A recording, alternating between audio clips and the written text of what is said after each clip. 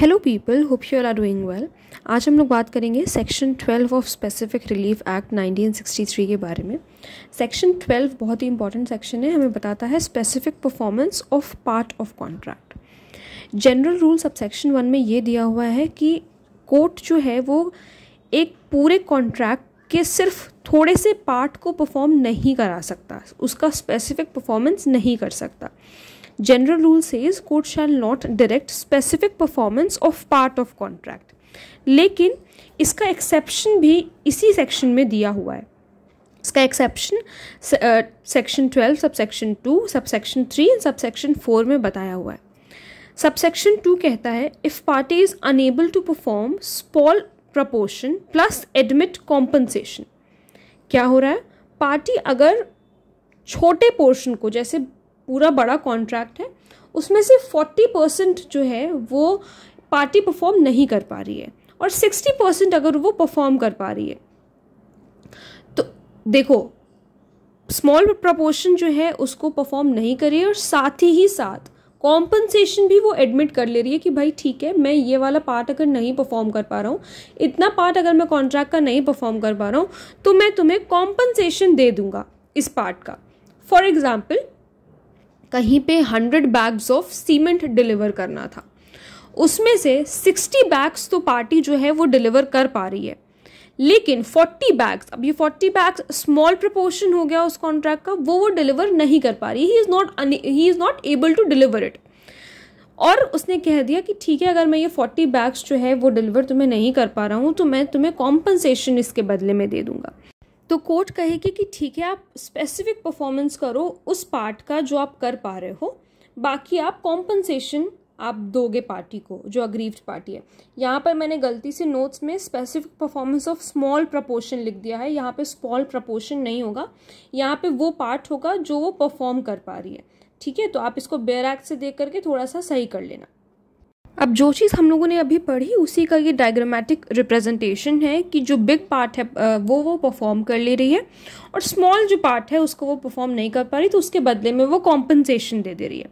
ठीक है, अब सबसेक्शन 3 क्या कहता है इसका? सबसेक्शन 3 कहता है कि जो छोटा पार्ट है वो तो पार्टी परफॉर्म कर पा रही है, लेकिन जो बड़ा पार्ट है वो परफॉर्म नहीं कर पा रही है। तो अगर हम डायग्राम से समझे तो जो बिग वाला पार्ट है वो उसने अनपरफॉर्म्ड रखा है और स्मॉल पार्ट को उसने परफॉर्म किया है। तब क्या होगा, यहाँ पे देखो दो चीजें हैं, ए और बी। ए में लिखा है कि जो कंसिडरेबल जो पार्ट है, यानी कि जो वो परफॉर्म कर रही है वो तो करेगी, साथ ही साथ कॉम्पनसेशन को भी एडमिट कर ले। जिस पार्ट के लिए, जो पार्ट वो परफॉर्म नहीं कर रही है उस पार्ट के लिए वो कॉम्पनसेशन को या तो एडमिट कर ले वो पार्टी। और देखो दो बातें हो सकती हैं, दो केसेस दिए हुए हैं, और अगर वो कॉम्पनसेशन एडमिट नहीं कर रही है तो पहली बात क्या है, ए पॉइंट क्या कह रहा है कि कंसिडरेबल पार्ट को वो परफॉर्म कर रही है और साथ ही साथ उसने कॉम्पनसेशन के लिए भी एडमिट कर लिया कि भाई अगर मैं ये बड़ा वाला पार्ट नहीं परफॉर्म कर रहा हूँ तो मैं कॉम्पनसेशन तुम्हें दे दूंगा। ये तो हुआ पहला केस। अब इस केस को भूल जाओ, अब आओ दूसरे केस पे। दूसरा केस क्या हो सकता है कि उसने वो परफॉर्म तो नहीं कर रहा बड़ा वाला पार्ट, साथ ही साथ वो कॉम्पनसेशन देने के लिए भी राजी नहीं है। तब क्या होगा, तब होगा रॉन्ग डूअर जो है वो स्पेसिफिक परफॉर्मेंस के लिए एंटाइटल्ड नहीं है। क्या मतलब है इसका?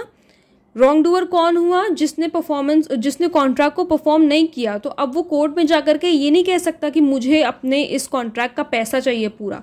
स्पेसिफिक परफॉर्मेंस नहीं मांग सकता वो, जो कुछ भी वो डिलीवर कर रहा था उसके बदले में वो स्पेसिफिक परफॉर्मेंस नहीं क्लेम कर सकता।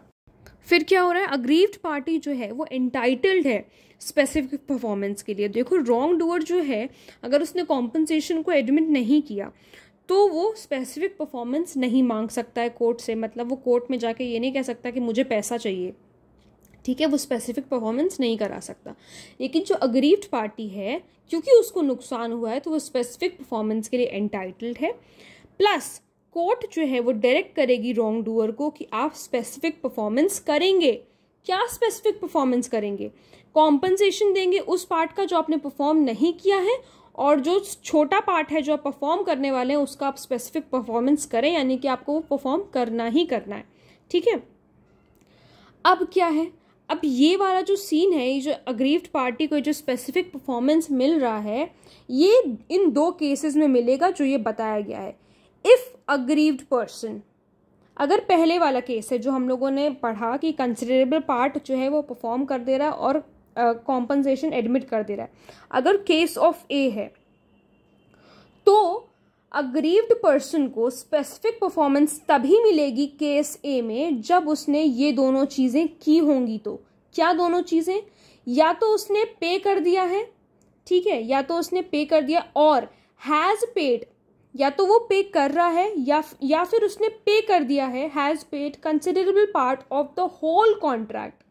या तो वो पे कर रहा है या फिर उसने एक कंसिडरेबल पार्ट जो है वो पे कर दिया है पूरे कॉन्ट्रैक्ट का। उसने उस पार्ट का पैसा नहीं दिया है जो अनपरफॉर्म्ड है, यानी कि उसने 40,000 रुपीज़ जैसे मान लो दे दिए हैं, लेकिन 60,000 रुपये अभी उसने नहीं दिए हैं। तो वो जा सकता है कोर्ट में, कह सकता है कि मुझे स्पेसिफिक परफॉर्मेंस कराना है। ये केस ए है। अगर अग्रीव्ड पर्सन ऐसा करेगा तभी उसको स्पेसिफिक परफॉर्मेंस मिलेगी। अब दूसरे केस में देखते हैं, दूसरे केस में क्या हो रहा है। बी केस में जब उसने जहां पर रॉन्ग डूअर ने कॉम्पनसेशन को एडमिट नहीं किया है, तो प्लेंटिफ ने अगर पे वो कर रहा है या फिर उसने पे कर दिया है पूरे कॉन्ट्रैक्ट का, यानी कि उसने पूरा 1 लाख रुपए दे दिया है रॉन्ग डूअर को विदाउट एनी अबैटमेंट। अबैटमेंट का मतलब होता है बिना किसी गलती के अगर उसने पूरा जो पैसा है वो दे दिया है तो वो स्पेसिफिक परफॉर्मेंस करा सकता है। एक बार फिर से हम इस बात को समझेंगे ताकि और अच्छी तरीके से समझ में आ जाए। देखो, अग्रीव्ड पार्टी को स्पेसिफिक परफॉर्मेंस इस वाले सेक्शन में तभी मिलेगी जब वो इन दो कंडीशंस को, मतलब अगर केस ए में फॉल कर रही है तो उसकी कंडीशन, या अगर केस बी में फॉल कर रही है तो उसकी कंडीशन अगर वो पूरी कर देता है तो उसको स्पेसिफिक परफॉर्मेंस कोर्ट दे देगी, एंटाइटल है वो स्पेसिफिक परफॉर्मेंस के लिए। केस ए में क्या बताया है, अगर ए वाला केस है जहां पर उसको वो जो रॉन्ग डूअर है वो कंसिडरेबल पार्ट भी परफॉर्म कर रहा है और कॉम्पनसेशन भी अगर वो एडमिट कर लिया है उसने, तो इधर अग्रीव्ड पार्टी ने इधर से उसको पैसा वो या तो पे कर रहा है या फिर उसने उसको उतना पैसा दे दिया है जितना पार्ट उसने परफॉर्म किया था, यानी कि 40,000 रुपये उसको दे दिया। तब तो वो कोर्ट में जा सकता है अग्रीव्ड पर्सन कि मुझे स्पेसिफिक परफॉर्मेंस चाहिए। ये तो बात हुई केस ए की। केस बी में क्या है, केस बी में वो तभी स्पेसिफिक परफॉर्मेंस ले सकता है। केस बी हमने क्या पढ़ा, जहां पर डिफेंडेंट ने या फिर जहां पर रॉन्ग डूअर ने कॉम्पनसेशन को एडमिट नहीं किया, वहां पर अग्रीव्ड पर्सन ने क्या किया है, या तो उसको पे कर रहा है या फिर उसने पूरे कॉन्ट्रैक्ट का पैसा उसको ऑलरेडी दे दिया, एडवांस पेमेंट कर दी, 1 लाख रुपए दे दिया है विदाउट एनी अबैटमेंट, बिना किसी गलती के उसको पूरा पैसा दे दिया है। तभी जो है अग्रीव्ड पर्सन इस सेक्शन में एंटाइटल्ड है स्पेसिफिक परफॉर्मेंस के लिए, अन्यथा नहीं है। अब केस बी के साथ एक ये एंड वाला पॉइंट क्या जुड़ा है। अब यहां पर जब उसने पैसा पूरा दे दिया है केस बी में उसको, तो ये पॉइंट कहता है कि relinquish all claims for remaining part. जब उसने पूरा पैसा दे दिया, ठीक है भाई, उसने पूरा पैसा दे दिया।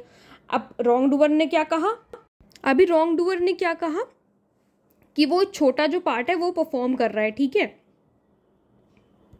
तो कोर्ट कहेगी कि आप रेलिंक्विश करें सारे क्लेम्स जो भी हैं वो रिमेनिंग पार्ट के, यानी कि जो छोटा पार्ट परफॉर्म कर रहा है वो तो ठीक है।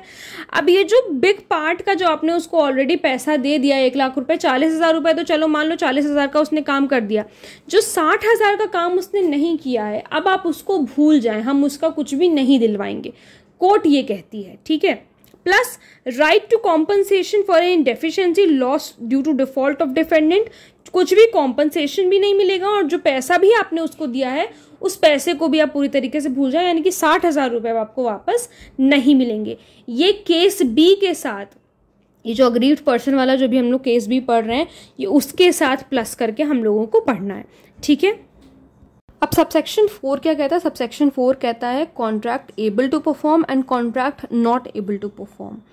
देखो, कोई ऐसा कॉन्ट्रैक्ट है जो कि परफॉर्म हो सकता है, एक पूरा कॉन्ट्रैक्ट है मान लो, ठीक है, पूरा कोई एक कॉन्ट्रैक्ट हुआ, उसमें से एक कॉन्ट्रैक्ट दूसरे कॉन्ट्रैक्ट से हम सेपरेट कर सकते हैं, उसको सेपरेट और इंडिपेंडेंट फुटिंग पे रखा जा सकता है।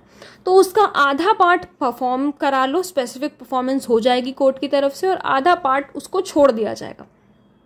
जैसे फॉर एग्जाम्पल किसी ने 2 चीज़ें डिलीवर करने का वादा किया कि हम राइस भी डिलीवर करेंगे और हम ओपीएम भी डिलीवर करेंगे आपको। अभी क्या होता है, जो राइस वाला जो परफॉर्मेंस है, जो राइस वाला कॉन्ट्रैक्ट है, देखो दोनों जो प्रोडक्ट डिलीवर करने हैं वो एक ही कॉन्ट्रैक्ट के अंडर डिलीवर करने हैं, लेकिन हम राइस को भी अलग कर सकते हैं और ओपीएम को भी अलग कर सकते हैं। दोनों अलग अलग चीज़ें हैं, दोनों अलग अलग हम इनको कर सकते हैं। ये सेपरेट और इंडिपेंडेंट फुटिंग पे हो सकती है। राइस वाला जो पार्ट है वो कैन बी है plus ought to be performed, वो हम परफॉर्म कर सकते हैं तो हम उसको परफॉर्म कर देंगे। ओपीएम वाला परफॉर्म हम नहीं कर सकते। क्यों? क्योंकि जब हमारा कॉन्ट्रैक्ट भाई पहले हुआ, कॉन्ट्रैक्ट परफॉर्म होने के 10-12 दिन बाद हमें उसको डिलीवर करना था। अब इन 10-12 दिन के बीच में जो है गवर्नमेंट ने बैन कर दिया ओपीएम को। अगर गवर्नमेंट ने ओपीएम को बैन कर दिया, this can not be performed. Now this part of the contract can not be performed. लेकिन राइस और ओपीएम को हम लोग सेपरेट कर सकते हैं, ऑब्वियसली कर सकते हैं। ये सेपरेट और इंडिपेंडेंट फुटिंग पे आ सकता है। तो हम क्या करेंगे, जो हम परफॉर्म कर सकते हैं, हम राइस वाला पार्ट परफॉर्म कर सकते हैं तो हम राइस डिलीवर कर देंगे और ओपीएम को छोड़ देंगे। We will leave that thing और हम लोग उसको डिलीवर नहीं करेंगे।